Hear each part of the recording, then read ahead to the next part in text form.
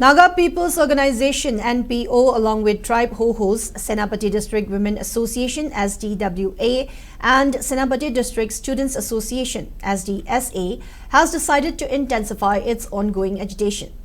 This decision was taken during a joint meeting held in Senapati District to strengthen the movement with stricter measures.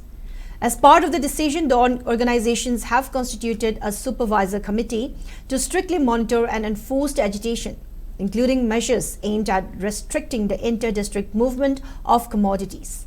The organizations have appealed to the public for full cooperation and also urged to maintain discipline and support to collective cause.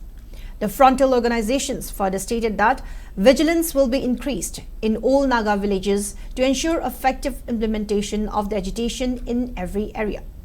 They warned that any individual or group violating the directives will face strict action and that no exceptions will be made under any circumstances. The press statement added that the agitation will continue until justice is delivered for 6 Naga individuals. The groups alleged that the individuals were kidnapped at Leilon Wi-Fi, handed over to armed groups and later killed in a brutal manner.